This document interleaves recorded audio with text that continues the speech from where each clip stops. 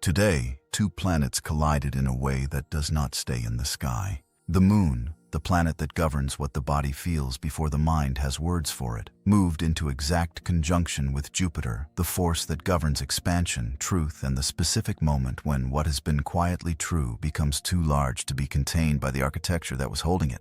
And what that collision produced is not a mood, not a general atmospheric shift. A specific, measurable consequence in the space between you and the person you have not been able to fully file away. Something in that space just changed. Not gradually, not with warning, with the particular quality of a hairline fracture that has been developing across a long period of pressure finally, today, giving way. And if something in you already knows this without being told, if your body has been carrying a low charge since this morning that has no obvious source in your schedule or your circumstances, that is not anxiety. That is recognition. The body received the transmission before the mind had language for it. Today, the body got there first. You're here because something in you knew before your mind caught up. That's not a poetic idea. It's the specific way your soul navigates, not through logic, not through search bars, but through a pull that arrives before the reason does. Before we go deeper, do one thing. Like this video, subscribe, and comment below. I'm ready for the truth, not for them, for yourself. As a signal that you came here to receive something, not just to consume it. Because what arrives in the next few minutes has the potential to rewrite the story you've been telling yourself about why things unfolded the way they did. And that rewriting, quiet as it may feel right now, is not small, it is everything. Here is something most people don't understand about this kind of moment. The door didn't just open for anyone who wanted it to. At some point in the last several months, maybe longer, you were standing at a fork in the road that nobody else could see. One direction was available. It was easier. It would have brought immediate relief, immediate answers, immediate release from the particular tension you were carrying. The other direction required you to stay inside uncertainty without converting it into urgency, without forcing an answer, without reaching for something that wasn't quite ready to be received. And you chose the harder direction. Not because someone told you to, not because you had a plan, because something in you recognized, below the level of language, that the easier version of this story would have cost you the real one. Stay with this. What comes next is the part most people move past too quickly. That choice. The one nobody witnessed, the one that didn't come with confirmation, the one you made in the quiet of a moment that looked from the outside like nothing at all, that is your credential for today. What you continued doing while nothing confirmed it was working, the internal refinement, the honest self-examination, the willingness to keep updating your understanding without any outside signal that the work was landing anywhere. You kept going without a return on the investment.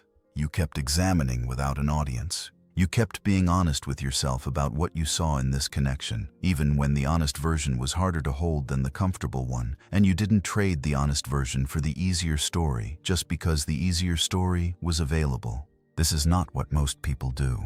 Most people need something to confirm the work before they keep doing it. A reply, a signal, a small external proof that the internal effort is pointing somewhere real. You continued without any of that. Not heroically, not with awareness that you were doing something unusual, but simply because the alternative, which was to stop seeing clearly and start performing an easier version of the truth, felt like something you couldn't do without losing yourself in it. This is why this transmission reached you, not by accident, by what you built inside yourself when building felt like it was leading nowhere. So let's talk about what actually happened today, in the sky and in you.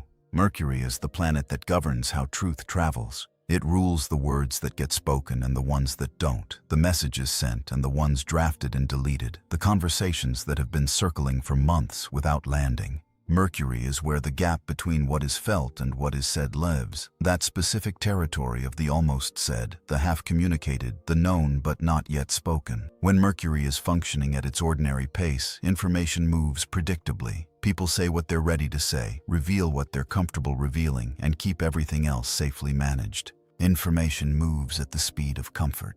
But today's sky is governed by something larger than comfort. The moon is the planet that governs what the emotional body already knows, the feeling that arrives before language, the knowing that lives in the chest before it reaches the mind. When the moon is active in a transit of this kind, what it does to a person is not shift their thinking. It shifts their felt reality. The ground under what they've been managing changes quality, and what they've been managing begins to be felt rather than simply maintained. Jupiter is the force of expansion and truth, the planetary principle that makes what is real become undeniable. Jupiter does not introduce new information. It amplifies what is already present to a scale that exceeds the architecture that was containing it. What was small enough to manage becomes, under Jupiter, too large to hold in the structure built to hold it. When these two forces, the emotional truth carrier and the amplifying force, meet in exact conjunction, what they create is not noise, it is pressure. The specific, intelligent pressure of a felt reality that has been quietly building, reaching the precise threshold at which containment is no longer structurally possible. Not for you, for them. What happened today is that the internal room where they have been keeping what they feel about you, organized, managed, visited on controlled terms, received a direct hit from this alignment.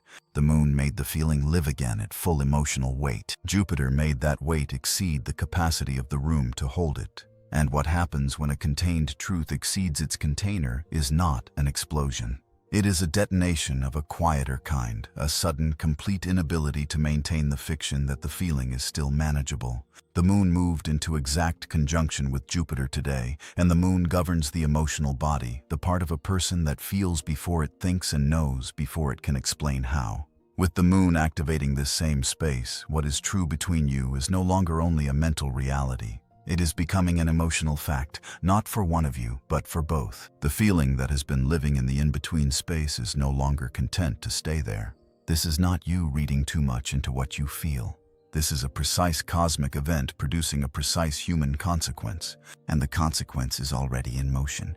But here is what you need to understand. This portal, the one that cracked open today, does not activate for everyone in equal measure. It opens for a specific kind of person.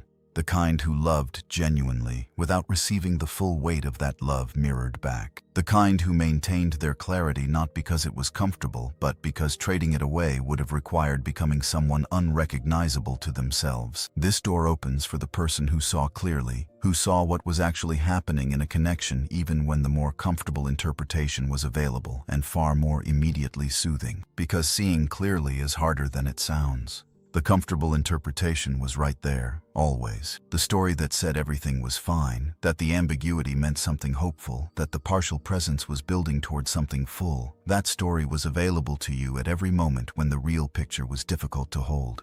And you saw through it, not dramatically, not with proclamations or speeches or confrontations. You just noticed at some level below language that what you were being offered was not the same as what you were worth. You registered the falling short without making it a scene.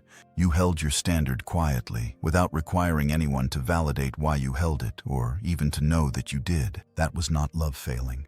That was love being honest. It was honest about what was actually being offered, and honest about the distance between that and what was real, and the grief of seeing that distance clearly, the specific grief of recognizing that something you wanted was not quite what it was presenting itself as. That grief required a kind of courage that doesn't get named as courage because it didn't look like anything from the outside. The silence that followed. The gap, the uncertainty, the stretch of time that looked from the outside like nothing happening, that was not the universe withholding from you. That was the universe building something. Building you into the version of yourself that could receive this moment without collapsing into it, without giving everything for a fraction in return, without calling a half story a whole one. And that was not wasted time. That was the specific price of this particular knowing. The knowing that arrives today, in this window, as something you didn't have to manufacture, because the clarity you carry now, you earned it through every moment you chose to see accurately instead of conveniently. You are not behind. You arrived exactly when the lesson finished. Here is what the universe was protecting you from. If this had arrived 6 months earlier, if the door had opened before this window, before what you've moved through in the time between then and now, it would have felt like resolution but functioned as repetition.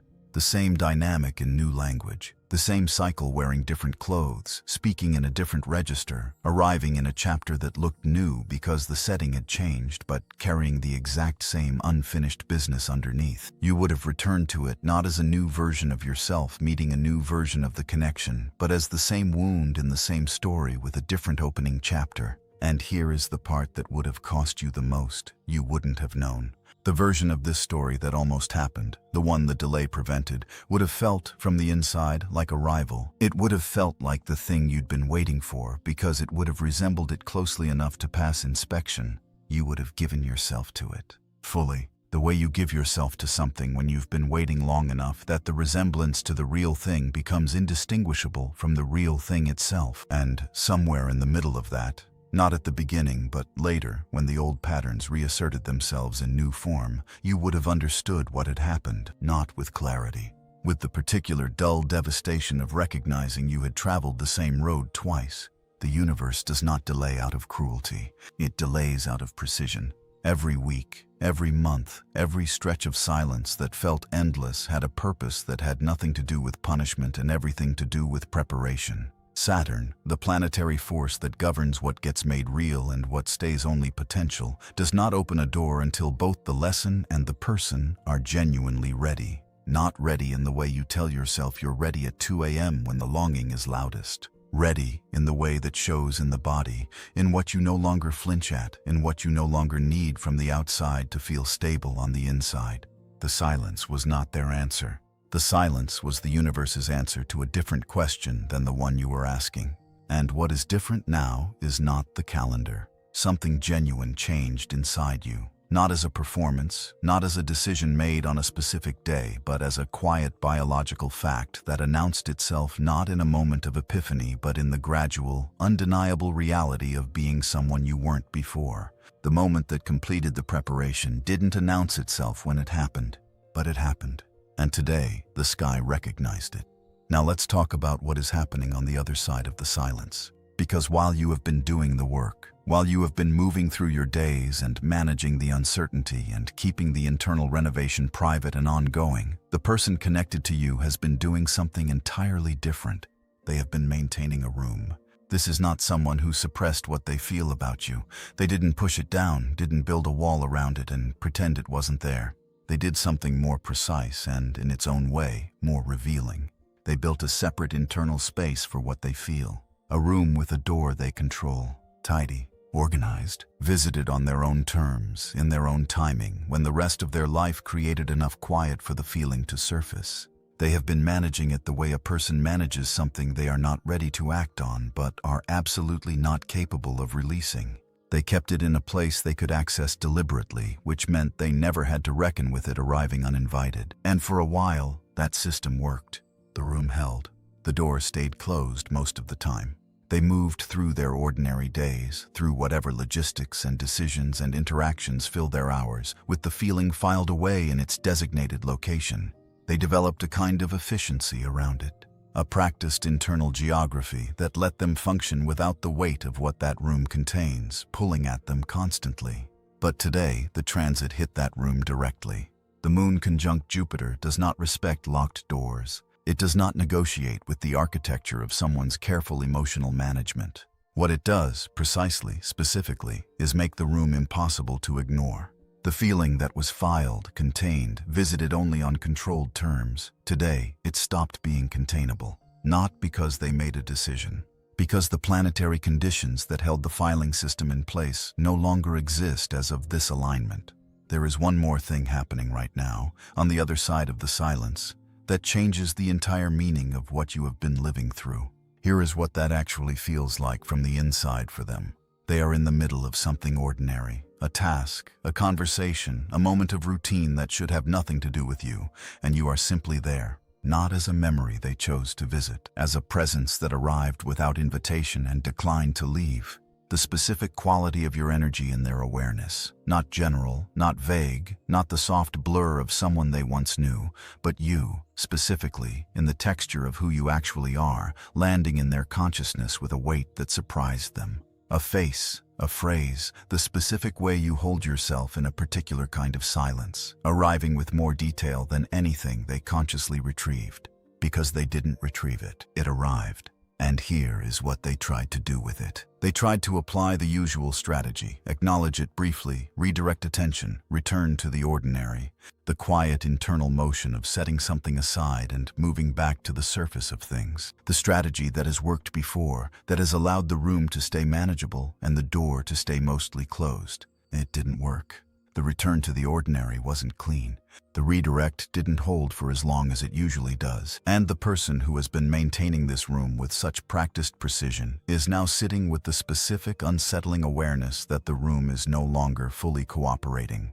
This is not a small thing for someone who has built their relationship to this feeling around controlled access. The recognition that the control is slipping, that you keep arriving without being summoned, that the system that has been working is no longer working with the same reliability, that recognition is alive in them right now, whether they would describe it in these terms or not. Once that recognition ignites, it does not go quiet. It only waits for courage to catch up to it.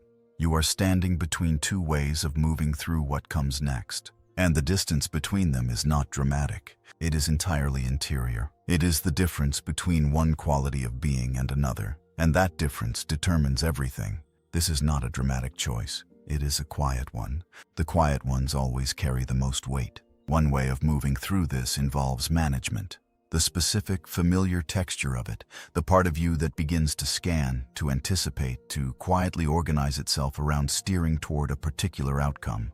The background process that has been running for months, maybe longer, the low-level monitoring of signals, the reading of silences, the careful calibration of how much to hope and how much to protect against hoping too much. This way of moving grips. It tightens, almost imperceptibly, in the hands and in the jaw, and in the quality of thought that begins to accelerate toward resolution before resolution has had a chance to arrive naturally. It mistakes urgency for momentum. It believes that if it can just position itself correctly, if it can just manage the situation skillfully enough, it can ensure a particular outcome. But there is something else available to you in this exact moment, a different quality entirely, not indifference. Not the cold absence of caring because you have never not cared about this, and pretending otherwise would be its own kind of dishonesty. Something more like weight that has been genuinely set down. A breath that goes 1 inch deeper than the previous 3 months of breathing.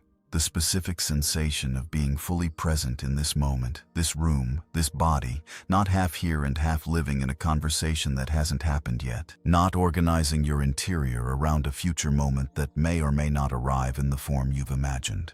What makes this moment unusual is not the feeling. You have felt this before. The pull of something unresolved, the weight of something real that hasn't found its form yet. What makes it unusual is who is feeling it now. Because the version of you who is here today is not the same version who was here 6 months ago. And the quality of your reception, what you're capable of receiving and how you receive it, has changed in ways that matter.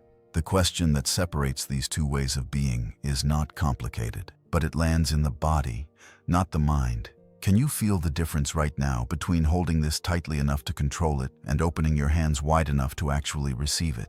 Because management cannot receive. It can anticipate and prepare and position, but the moment something real arrives, the hands that were gripping have to open, and opening requires letting go of the grip first. What is being asked of you now is not strategy. It is the specific quality of allowing, of creating enough internal space for what is real to arrive in its own form, on its own timeline, without being pre-shaped by the version of it you've been mentally rehearsing. What arrives when you open your hands may look different from what you've been preparing to receive. It almost always does. That's not the universe disappointing you. That is the universe delivering something more accurate than your imagination, because your imagination has been working from a blueprint drawn before the renovation was complete. That question, sat with honestly, is capable of collapsing an old karmic cycle permanently. There is a soul contract underneath all of this. And today, in this window, it is approaching its final clause. Soul contracts are not romantic arrangements. They are not the universe's way of promising you a specific person for a specific outcome. They are precise agreements, made at a level of reality deeper than the conscious choices either person makes, about what must be learned, confronted, and genuinely integrated before two people can meet each other as they actually are, rather than as projections of what each one needs the other to be. The contract between you and this connection was always, at its deepest layer, about timing. Not timing in the casual sense, not about who texted first or who was available when, about the specific non-negotiable requirement that love and genuine readiness arrive simultaneously to be real. Because the right person at the wrong internal moment, when one or both people are still carrying unresolved questions about their own worth, still needing the connection to answer something the connection was never meant to answer, is still the wrong moment. Not wrong forever, wrong yet. And the difference between wrong forever and wrong yet is precisely what this contract was designed to teach. What this contract came to teach you is the difference between love that arrives from need and love that arrives from fullness. The difference between reaching towards someone because the reaching itself fills something empty and meeting someone from a place where the emptiness has been honestly addressed, not numbed, not denied, not explained away, but genuinely worked through. The contract required you to learn that you can hold love without collapsing the space it needs to form correctly. That wanting something real does not require you to bend the reality to match the wanting. Saturn enforces these contracts. It does not care how much you hurt in the process. It does not open the next chapter until the lesson is genuinely integrated. Not performed, not intellectually understood, but integrated in the body, in the automatic responses, in the way you move through your days without the lesson visible because it has become simply true of who you are. And there is grief in recognizing this, real grief. The grief of understanding that the version of the connection that existed before, the one that almost was, the one that circled the real thing without quite landing in it, was never going to become what you needed it to be. Not because either of you were wrong, because the timing was, because something in both of you needed to complete a necessary evolution before the real thing could be built on ground that would actually hold it. The grief is also for the time, for every moment you spent hoping the situation would become what it hadn't yet earned the capacity to be. That hope was not foolish. It was a measure of how real the underlying thing was. But hope aimed at the wrong moment still costs something to carry, and you are allowed to grieve the carrying. Give that grief the full weight it deserves. It is not weakness to feel it. It is the specific kind of honesty that makes what comes next possible. The contract was never a promise of forever. It was a guarantee of transformation. And completion does not require reunion to be real. What you have become through this contract, the specific knowing you now carry about what you will and will not receive, about what love actually requires from both people to be sustainable, that is already yours. The contract was always about what you were becoming, not about whether they stayed to witness it. What you became is already real, regardless of what they do next. Your body already received this information before you found this transmission. In the last several days, something in your body changed its baseline. Not dramatically, you might have almost missed it. A quiet in the chest that doesn't have urgency behind it. Not the numb quiet of someone who gave up. You know that feeling, and this is not it. A different quality, the specific stillness of something that has genuinely moved past the point of crisis and into something more like resolution. Sleep is arriving differently. Earlier perhaps, and with less resistance than it's had in months. And the first minutes of waking, that brief window before the day's logistics arrive to fill the space, are carrying a different texture. Where they used to arrive already loaded with the background hum of unresolved things, they are beginning to arrive cleaner, not empty. Cleaner. The difference between a room that has been aired out and a room that has simply gone undisturbed. One carries freshness, the other carries density. The mornings are beginning to carry freshness. A name, if it arrives, passes through awareness differently now. Where it once arrived with a specific physical response, a bracing, a tightening in the jaw and somewhere behind the eyes, it is beginning to pass through more like weather, present, then moving. Not because you stopped caring, because your system began to integrate what the caring means and what it doesn't require from the outside to be real. The jaw releases in the middle of ordinary sentences without being asked. You notice it after the fact. The release, not the tension. That's new. That's what settling feels like from the inside. Not a dramatic moment of letting go, but the quiet discovery that you already did in some unwitnessed moment when the letting go stopped being an act of will and became simply a fact of the body. There's a stillness in the body during moments that used to generate low-level vigilance. Sitting with a silence that used to feel actively threatening now carries a different quality. Not comfortable exactly, but not dangerous. Just quiet. The nervous system is learning, in real time, that not every silence is the one that confirms the worst interpretation. This is not the quiet of having given up.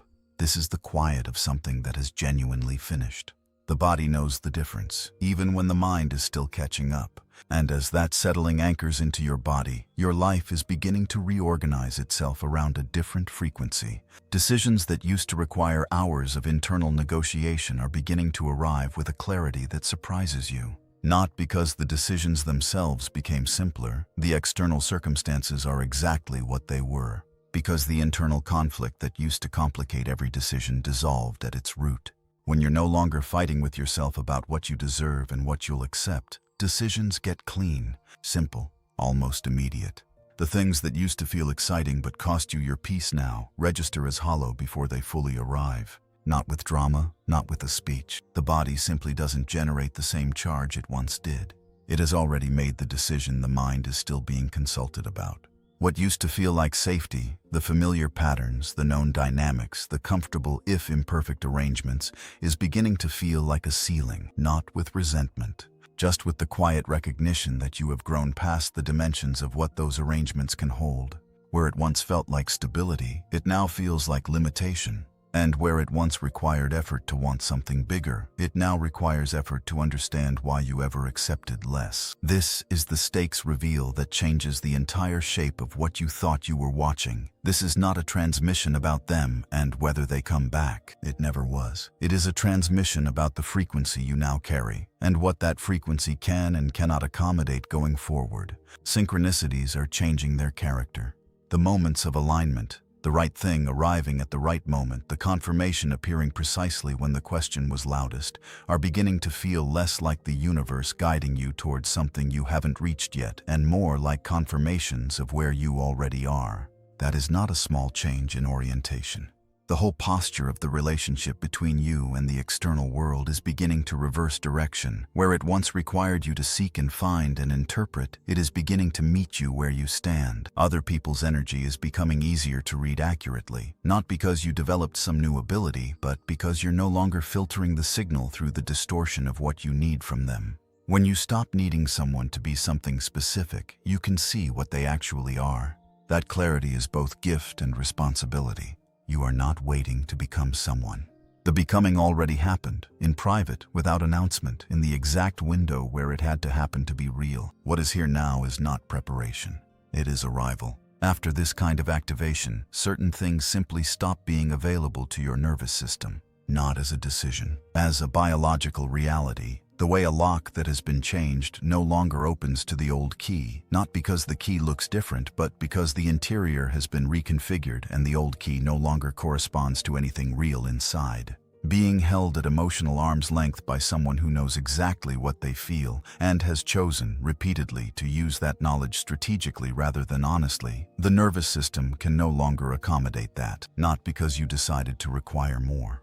Because the part of you that used to translate ambiguity into hope has finished its work, and without that translation mechanism running, the ambiguity lands as what it actually is, a choice they are making, not a circumstance you are both inside, carrying the full weight of a connection while the other person remains comfortable in its uncertainty. This stops being sustainable in a way that is impossible to argue yourself back into, not dramatically, not with an announcement. The body identifies the imbalance the way a trained ear hears a wrong note, not after deliberation, not after deciding to notice, but immediately, automatically, before the mind has formed a verdict. The frequency is simply off, and a nervous system that has been through what yours has been through now recognizes off frequency before it finishes its first measure, waiting for an honesty that the other person has already decided you don't deserve. That wait has a different quality now. Where it once felt like patience, it now shows itself as something being asked of you at your own expense. And the part of you that used to justify that expense, to tell yourself it was worth it, that more time would change something fundamental, that part has completed its work. The justifications it once generated are no longer being produced, not because you suppressed them, because they ran out of reasons. This is not a wall built from hurt. What is here is more precise than that. A nervous system that has been calibrated by real experience rather than theory, and that now reads certain relational energies the way the body reads heat, not through deliberation, not through argument, but as immediate, pre-verbal data that arrives before the mind has assembled any response. You do not decide something is too hot. You feel it and move accordingly. The calibration that has happened in you operates the same way. It is not a choice. It is an accurate instrument. And accurate instruments do not make love impossible. They make real love the only kind that registers. Love does not leave your life after this. It upgrades. Everything that enters from here must meet you where you actually stand. And now, the question of what happens if this person steps back into your field. The question of whether they return is no longer the one that governs your interior.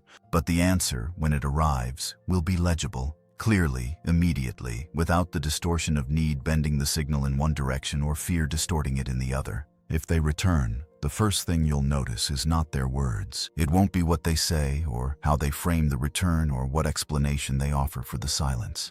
The first thing will be something your body registers before your mind forms any response, whether their presence has weight behind it, whether what is arriving is a full person or a managed presentation of one, whether the quality of their being there feels like someone who has genuinely moved through something real, or someone who simply missed the feeling and came back for it, hoping the room is still arranged the way they left it. You are not waiting with held breath for that moment.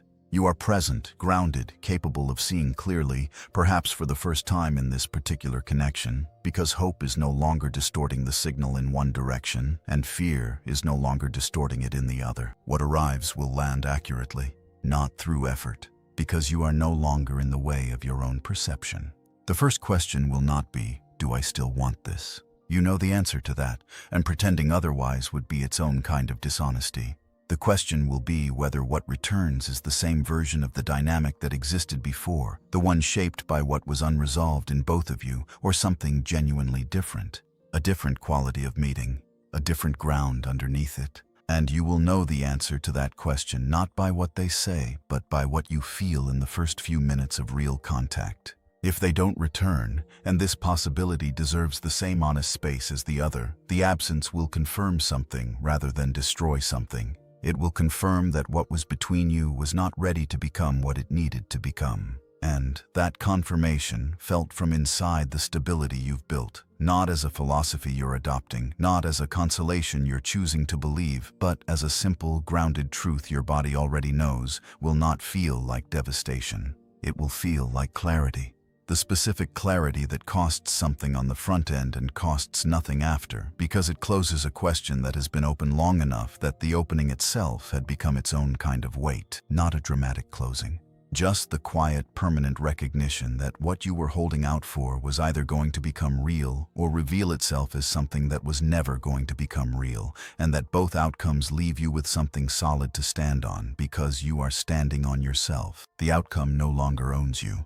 Whatever arrives, you receive it from ground that belongs to you. Whatever doesn't, you lose nothing you were ever actually holding. If something in this transmission landed somewhere specific, not just your mind, but your body, do one thing right now. Like this video, not as a gesture, as a signal to yourself that you were present for this. Subscribe so you don't miss what comes next. These transmissions build on each other. What opens today connects directly to what arrives in the next window. And in the comments, write, "The truth already arrived." Say it out loud as you type it, for your own nervous system. Words spoken with real meaning complete something that silent reading leaves unfinished. And if someone in your life is standing at a threshold they can't quite name, share this with them. Your soul already knows who. Something has already landed in you today, not as a possibility you're choosing to entertain, but as a fact about where you are and what you're now carrying. The door that opened today was not opened by today. It was opened by every honest moment, every clear-eyed decision, every instance of choosing to see what was actually there instead of what was more comfortable to believe. Today's transit simply made the opening visible. What walks through it is not the version of you who has been waiting. It is the version who is already there, whole, clear, capable of receiving something real without needing to hold it so tightly it changes shape. That version is not coming. It arrived. It arrived before you found this, in the quiet of all the days you thought nothing was happening. Something was happening. And now, the sky confirmed it.